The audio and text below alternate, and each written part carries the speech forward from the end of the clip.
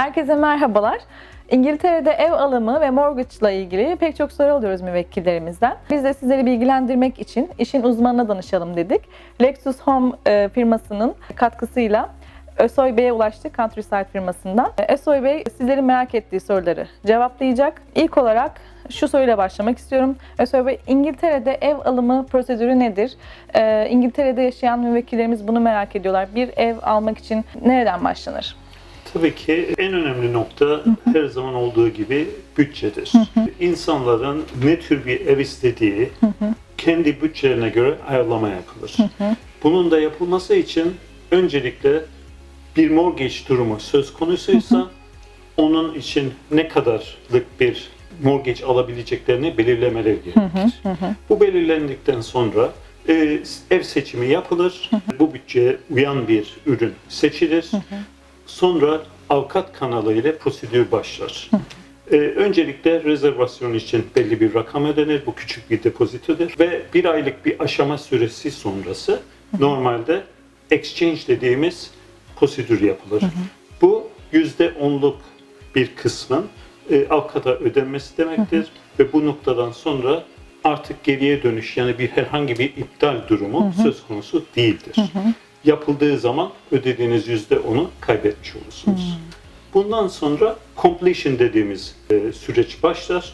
Bu süreç dahilinde de avukatlar kendi aralarında kontratlar vesaire tartışılır. Orada inceleme yapılır. Search denilen bir araştırma yapılır ve bunun sonucunda da bütün veriler doğruysa anahtar teslimi yapılır. Evet. Peki İngiltere'de ev alırken nelere dikkat etmek gerekir? Bir ev alımı konusunda etkileyen birçok faktör vardır. En önemli faktörlerden birisi alıcı kişinin kendisine ne tür bir evin uygun olacağına karar vermesi gerekir. Örneğin küçük çocukları olan bir ailenin tabii ki en önemli faktörlerinden birisi evin bölgesindeki okulların uygun olup olmamasıdır. Yani İngiltere'de değişik okullar vardır ve her okulun kendine göre bir alanı vardır. O alan içerisinden alıyordur öğrencilerini. O alana giriyor mu girmiyor mu incelemesi gibi. En önemli faktörler bence bir ulaşımdır. Ulaşım olarak işte underground istasyonun ne kadar yakınlığı vesaire. Bölgedeki crime report dediğimiz, yani oradaki sabıka durumu nedir, onun incelenmesi gibi faktörler var. Yeni evler görüyoruz, yani development'lar görüyoruz İngiltere çevresinde. Hem de çoğunlukla da eski evler var. Bunların dezavantajları, avantajları nelerdir? Hangisi daha çok tercih edilir veya kendimiz yani seçim yaparken neye göre belirlememiz lazım bu seçimi, onu soracağım. Şimdi dediğiniz gibi İngiltere çok eski bir yerleşim alanı olduğu için çok eski, yani 100 yıl, 110 yıllık evler halen burada rağbettedir. Bir noktanın çok iyi algılanması gerekiyor. Bu da bir eski ev aldığınız zaman orada yapmanız gereken tadilatlar olacaktır. Herkesin zevki ayrıdır. Bunun dışında yeni ev almanın daha farklı avantajları vardır. Yeni ev aldığınız zaman 10 yıl gibi bir garanti söz konusudur.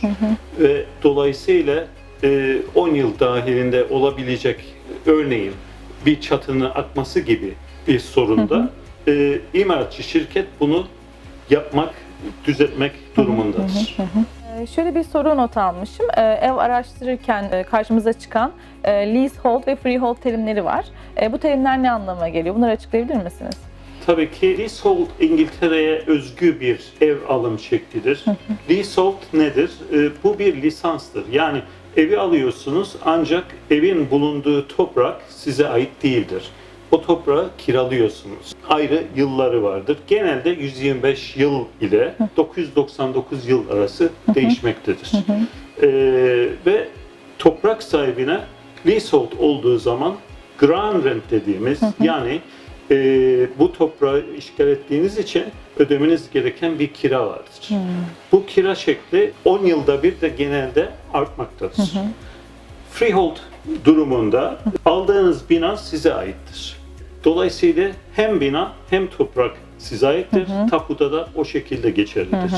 Genelde leasehold olan binalar apartman şeklinde olan binalardır. Çünkü o toprağın kime ait olduğu 3 katlı bir apartmanda 8 tane olan bir dairede belirsizdir. O zaman freehold daha avantajlı oluyor bu durumda. Kesinlikle freehold olan binalar daha avantajlıdır. İngiltere yeni gelmiş ve henüz burada süreli olan müvekkillerimizin şöyle bir sorusu var. Kredi skoru neye göre belirlenir ve kredi skorumuzu yükseltmek için neler yapmalıyız ya da bu konuda bir tavsiyeniz olur mu? Bu genelde bir mortgage broker'ın cevaplandırılması gereken bir sorudur. Ancak tabii ki bu sizin finansman tarihçenize bağlı. Bunu da sağlayabilmek için bir kredi kartı durumu, yani bunu insanlar farklı karşılamaktadır. Kredi kartı kullanmadığım zaman ben kendi paramı kullanıyorum, daha iyi durumdayım demektedir. Halbuki bunun tam tersidir. Ne kadar borçlanma olarak kullandığınız rakamlar varsa tarihçeniz o kadar iyi. Yani borçlanıp ödüyorsanız kredi skorunuz artmaktadır. Tamam. Dolayısıyla tavsiyem mümkün olduğunca bir mortgage application'ı öncesi, yani başvurusu öncesi kredi kartıyla yapmaktır. Tamamdır. Son olarak ev satarken nasıl bir yol izlenir? Bununla ilgili biraz fikrinizi alalım. Ev satarken geleneksel olarak normalde estate agents, yani emlakçı şirketlerine başvurulur. Şu anda internet kanalıyla da yapılabiliyor. Oraya başvuruyorsunuz ve orada bir valuation, yani oranın değerlendirmesi, satacağınız ürünün değerlendirmesi yapıldıktan sonra fiyat belirlemesi yapılır, pazar araştırması yapılır ve bunların akabinde belirlenen fiyattan pazara çıkar. Bunun değişik yollardan pazarlaması yapılmaktadır acenteler tarafından. Haberlerde sıkça duyuyoruz, ev fiyatları düştü, yükseldi. Şimdi bir pandemi ortamı da var. 2020 yılı sona eriyor.